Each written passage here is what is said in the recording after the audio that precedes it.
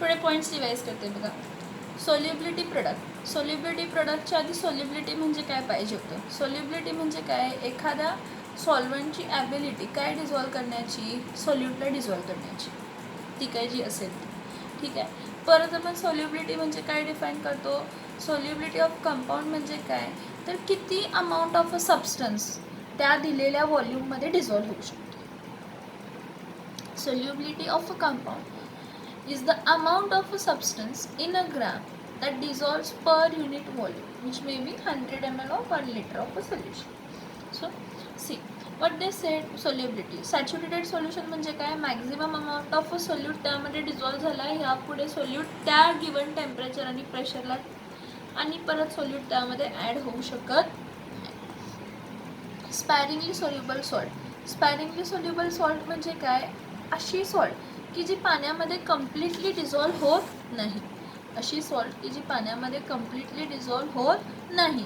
म्हणजे for example त्या लाखोमध्ये असतील, त्या लाखोमधले फक्त एक मुठ्ठीभर, लाखोमध्ये मुठ्ठीभर म्हणण्यापेक्षा लाखोमधले फक्त 100 किंवा 200 काय झालेले आहेत तर डिसोशिएट झालेले आहेत, पाण्यामध्ये डिझॉल्व झालेले आहेत आणि डिसोशिएट झालेले असतील, बाकी डिसोशिएट झालेले नसतील. So they have given sparingly soluble salt म्हणजे 1000 मॉलिक्युल्स कन्सिडर करा. आता 1000 मधले 20 डिसोशिएट डिझॉल्व झालेले आहेत, राहिलेले डिझॉल्व झालेले नाहीत. त्याला म्हणतो आपण स्पॅरिंगली सोल्युबल सॉल्ट. त्याला आपण काय म्हणतो, स्पॅरिंगली सोल्युबल काय म्हणतो तर सॉल्ट म्हणतो. So solubility equilibria. What is solubility equilibria बघा. आता स्पॅरिंगली सोल्युबल सॉल्टबद्दलच सोल्युबिलिटी इक्विलिब्रिया हा कन्सेप्ट अचीव होतो. सोल्युबिलिटी इक्विलिब्रियामध्ये काय म्हटलं, आपलं जे काही अटेन्शन आहे ते फक्त आपण स्पॅरिंगली सोल्युबल सॉल्ट्स किंवा स्पॅरिंगली सोल्युबल कंपाऊंड्सलाच लावणार. म्हणजे असे कंपाऊंड्स की जे पाण्यामध्ये स्लाइटली डिझॉल्व होतात आणि राहिलेले त्यामध्ये डिझॉल्व होत नाहीत, आहे तसे राहतात. आहे तसे त्यामध्ये काय होतात, राहतात, तरंगतात किंवा प्रेसिपिटेड फॉर्ममध्ये त्यामध्ये बाहेर असतात. मग मी काय म्हटलं की कन्सिडर करा एक AgCl सॉल्ट आहे जी की स्पॅरिंगली सोल्युबल आहे. त्याला पाण्यामध्ये टाकलं आणि खूप जोरात स्टर केलं. Suppose some powdered sparingly soluble salt AgCl in a water and stir it vigorously. खूप जोरात स्टर केलं आणि त्यातली खूप कमी अमाऊंट ऑफ सॉल्ट काय झाली, पाण्यामध्ये डिझॉल्व झाली. आणि जी काय अमाऊंट ऑफ सॉल्ट जी डिझॉल्व झाली ती मॅक्झिमम अमाऊंट ऑफ सॉल्ट तेवढीच डिझॉल्व होऊ शकते आणि त्यापुढे सॉल्ट डिझॉल्व होऊ शकत नाही. मग मॅक्झिमम अमाऊंट जेवढी ॲबिलिटी ऑफ सॉल्व्हंटची डिझॉल्व करण्याची आणि तेवढीच अमाऊंट जर सॉल्ट डिझॉल्व झाली आहे आणि त्यापुढे आता डिझॉल्युशन सॉल्टचा होणार नाही, म्हणजे तो सोल्युशन कसा झाला, सॅच्युरेटेड सोल्युशन झाला. आता AgCl जो काही पाण्यामध्ये डिझॉल्व झाला तो डिसोशिएट होणार का, तर तो स्ट्रॉंग इलेक्ट्रोलाइट आहे. So whatever amount of AgCl is dissolved in water will get completely dissociated because it is a strong electrolyte. तो strong electrolyte आहे.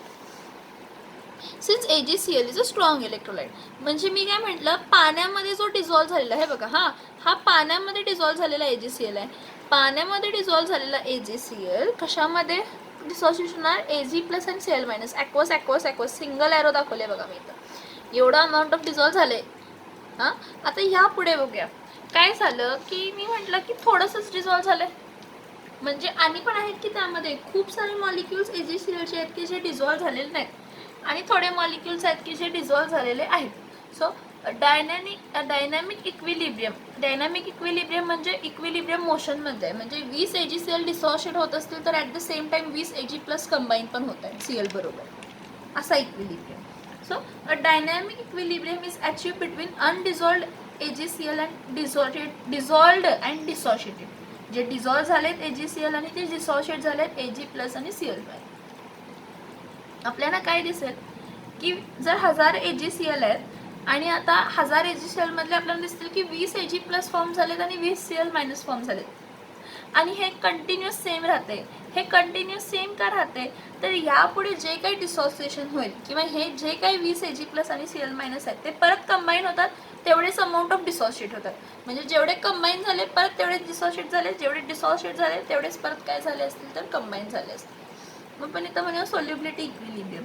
सोल्युबिलिटी इक्विलिब्रियम म्हणजे काय बघूया बघा. AgCl सॉलिड स्टेटमध्ये होता आणि Ag+ आणि Cl- ॲक्वस स्टेटमध्ये डिझॉल्व्ह झालेले आहेत. हे पाण्यामध्ये डिझॉल्व्ह झालेला Ag+ Cl- आणि हा AgCl सॉलिड स्टेटमध्ये जो पाण्यामध्ये डिझॉल्व्ह झालेला नाही, ह्याचा सोल्युबिलिटी कॉन्स्टंट कसा लिहिणार? Equilibrium constant. तर प्रोडक्टचं कॉन्सन्ट्रेशन डिवायडेड बाय रिॲक्टंटचं कॉन्सन्ट्रेशन. मग K = Ag+ aqueous Cl- aqueous divided by AgCl. हा AgCl जो आहे हा कॉन्सन्ट्रेशन ऑफ काय आहे? अनडिझॉल्व्ड AgCl आहे. जो AgCl सॉलिड स्टेटमध्ये आपण इथं लिहिला आणि इथं जो आहे तो कॉन्सन्ट्रेशन ऑफ अनडिझॉल्व्ड AgCl आहे आणि तो AgCl कशामध्ये डिसॉशिएट झाला? Ag+ आणि Cl-. बघा K आपल्याला काय मिळतं? K Ag+ Cl- divided by AgCl.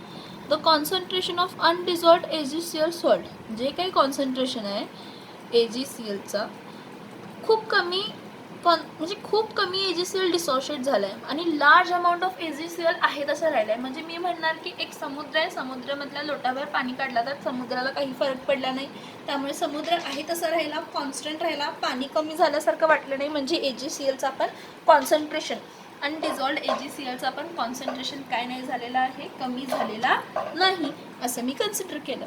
मग अनडिझॉल्व्ड AgClचं कॉन्सन्ट्रेशन कमी नाही झालेलं, तर मी म्हटलं AgCl constant K'. So K Ag+ Cl- divided bye K'. Constant AgCl K'. आता हा K' इथं केला तर मल्टिप्लाय होणार. सो K × K' काय येणार आहे? Ag+ चं कॉन्सन्ट्रेशन आणि Cl- चं कॉन्सन्ट्रेशन. आता K × K' ला मल्टिप्लाय केलं तर KSP मिळणार. KSP म्हणजे सोल्युबिलिटी प्रोडक्ट कॉन्स्टंट. कशाचा? Ag+ आयनचं कॉन्सन्ट्रेशन आणि Cl- आयनचं कॉन्सन्ट्रेशन. सगळ्या सॉल्ट्सला सेम ॲप्लिकेबल आहे की जो काय तुमचा खालचा टर्म असणार आहे तो कॉन्स्टंट आहे, तो शिफ्ट केला त्याचा कॉन्सन्ट्रेशन आणि कॉन्स्टंटला मल्टिप्लाय केला. कॉन्सन्ट्रेशन इंटू कॉन्स्टंट मल्टिप्लाय केलं की आपल्याला सोल्युबिलिटी कळलं. मग त्यांनी काय म्हटलं? B2A3 घेतलं. B2A3 घेतलं तर काय येणार आहे? 2 times B3 plus 3 times A2 plus minus plus नाही तर काय येणार आहे? मायनस येणार आहे, कारण एक कॅटायन फॉर्म होणार आणि एक काय फॉर्म होणार आहे? एनायन फॉर्म होणार आहे. Sorry, anion form minus. So KSP काय असणार आहे? हां, ह्याचा कॉन्सन्ट्रेशन BY+चा कॉन्सन्ट्रेशन. पण जे काही कॉन्सन्ट्रेशन आहे ते किती आहे ते यायला पाहिजे ना, मग रेस टू पॉवर. जे काही कॉन्सन्ट्रेशन आहे किती आहे ते रेस टू पॉवर. मग जर मी AgSO4 घेतला gives what 2Ag+ plus SO4 किती? -2 सो KSP काय असणार आहे? Ag+. आता किती मोल्स आहेत? 2 आहेत. रेस टू पॉवर यायला पाहिजे SO4 1 आहे, रेस टू काय यायला पाहिजे? 1 यायला पाहिजे. मग व्हॉट इज सोल्युबिलिटी प्रोडक्ट? हां, सोल्युबिलिटी प्रोडक्ट म्हणजे काय डिफाईन केलं बघा. दस इन अ सॅच्युरेटेड सोल्युशन. कसलं सोल्युशन आहे? सॅच्युरेटेड सोल्युशन आहे, म्हणजे ह्यामध्ये आणि सॉल्ट डिझॉल्व्ह होऊ शकत नाही. Thus in a saturated solution. कशाची सॉल्ट? स्पॅरिंगली सोल्युबल सॉल्ट, म्हणजे अशी सॉल्ट जी कम्प्लिटली सोल्युबल होत नाही. Thus in a saturated solution of sparingly soluble salt the product of equilibrium concentration of the constituent ion. जो प्रोडक्ट असतो त्या प्रोडक्टचा जो कॉन्सन्ट्रेशन असतो त्याला रेस टू काय असतं? पॉवर असतं. So thus in a saturated solution of a sparingly soluble salt the product of equilibrium concentration of constituent ion is raised to some power equal to its respective coefficient in a balanced equation. एखादी balanced equation loss of electron should be equals to what? Gain. हे बघा, हा जर 3 असेल आणि हा 2 असेल तर 3 2 काय येणार आहे? 6 येणार आहे. हा जर 2 असेल आणि हा जर 3 असेल तर 2 3 काय येणार आहे? 6. This is very important. Thus in a saturated solution of a sparingly soluble salt the product of equilibrium concentration of constituent ion is raised to the power equal to their respective coefficients in a balanced chemical equilibrium expression at a given temperature. म्हणजे त्यावेळी temperature वगैरे change करायचा नाही. Is called as what? Solubility product. हां, आता ह्यासारखे solubility प्रोडक्टचे आणि एक्झाम्पल्स दाखवते. ते एक्झाम्पल्स आपण बघूया. Consider some examples. आता कन्सिडर एक्झाम्पल्समध्ये बघूया. सगळ्यात पहिला बॅरियम BaSO4. आता BaSO4 ही सॉल्ट आहे, स्पॅरिंगली सोल्युबल सॉल्ट आहे, ही सॉलिड स्टेटमध्ये असणार आहे. ही इक्विलिब्रियम अचीव करणार कोणामध्ये बरोबर, तर असे थोडे आयन्स जे पाण्यामध्ये त्याचे डिझॉल्व झालेले आहेत. Ba2 plus aqueous plus SO4 2 minus काय असणार आहे तर ॲक्वस असणार. तर इथं मिळणार काय KSP solubility product is equals to काय मिळणार आहे Ba2 plus aqueous into SO4 2 minus aqueous. ह्या दोघांचे कॉन्सन्ट्रेशन्स, हे दोघांचे is a product of concentrations of barium ion concentration SO4 minus ion concentration raised to its power in a balanced chemical equation. बॅलेन्स्डच आहे हा. 1 BaSO4 डिझॉल्व होऊन काय देतो Ba2 प्लस आणि काय देतो तर SO4 2 मायनसच देतो. 1 BaSO4 डिझॉल्व झाल्यावर काय देतो BaSO4च देतो आणि 2 मायनसच देतो. एक मिनिट. नेक्स्ट बघा, नेक्स्ट एक्झाम्पल घ्या CaF2 कॅल्शियम फ्लोराईड. मग CaF2 जर घेतला, हा सॉलिड स्टेटमध्ये घेतला तर ॲट इक्विलिब्रियम तो डिसोशिएट कशामध्ये होणार आहे Ca2 plus aqueous plus 2F minus Ca2F2 plus aqueous आणि प्लस 2F मायनस ॲक्वस. आता ह्याचं सॉल्युबिलिटी प्रोडक्ट कसं मिळणार आहे KSP gives one Ca2 plus raise to 1 आणि F मायनस. आता F मायनस किती मोल्स आहेत 2.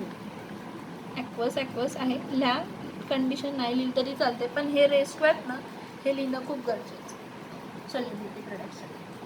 नेक्स्ट बघा Bi2 बिस्मथ सेलेनाइड आहे हा, सॉरी सल्फराइड, बिस्मथ सल्फराइड Bi2S3 डायबिस्मथ ट्रायसल्फाइड. ही सॉल्ट आहे, स्पॅरिंगली सोल्युबल सॉल्ट आहे. ही स्पॅरिंगली सोल्युबल सॉल्ट डिसोशिएट कसे होते 2Bi3 प्लस कशा स्टेटमध्ये ॲक्वस परत 3S2 मायनस. हे बघा 2 3 जा 6 3 2 जा 6. Loss should be equal to gain, loss should be equal to gain, एवढं लक्षात ठेवा. म्हणजे हा 2 असेल तर ह्याची पॉवर रेज टू पॉवर काय म्हणतात, हा जर 2 मोल्स असतील तर ह्याचं किती आयन्स गेले असतील 3 इलेक्ट्रॉन्स गेले असतील. ह्याची 3 मोल्स आहेत आणि ह्याचे इलेक्ट्रॉन्स किती गेले असतील तर 2 गेले असतील. तर ह्याचं सोल्युबिलिटी प्रोडक्ट लिहिताना कसं लिहिणार आहे KSP is equals to Bi3 plus.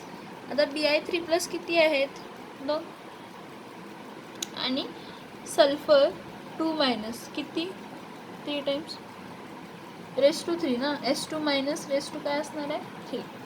Similarly calcium phosphate जर घेतला Ca3PO4 ट्वाईस जर घेतला तर हा डिसोशिएट होणार. ही सॉलिड स्टेटमध्ये डिसोशिएट झाल्यावर काय होणार आहे 3Ca2 plus plus 2PO4 2PO4 किती असणार आहे 3 मायनस, कारण 2 3 जा 6 3 2 जा 6 असणार. हां, स्पॅरिंगली सोल्युबल सॉल्ट्स आहेत हे सगळे. ह्याचं सोल्युबिलिटी प्रोडक्ट काय असणार आहे KSP इज इक्वल्स टू काय देणार आहे Ca2 प्लस रेज टू काय लिहिणार 3 आणि PO4 3 मायनस रेज टू काय लिहिणार 2 3 जा 6 3 2 जा 6. सोल्युबिलिटी समजते का इकडेपर्यंत बघा. हे जरा बॅलेन्सिंग फक्त समजून घ्या कसं आलं आहे काय आलं आहे. मग पुढचं आपण नेक्स्ट पॉईंट बघायचं आहे relationship between solubility and solubility product. एवढंच सांगते की हे व्हिडिओज परत एकदा 2दा बघा म्हणजे तुमच्या लक्षात पटपट. हे सगळे डेफिनेशन्स परफेक्टली बघा काय सांगितलं आहे काय आहे. Solubility product is what is the product of equilibrium concentrations of constituent ions raised to power equal to their respective coefficients in the balanced chemical equilibrium. बाकी काही नाही. कॉन्सेप्ट समजा, कॉन्सेप्ट समजणं खूप गरजेचं.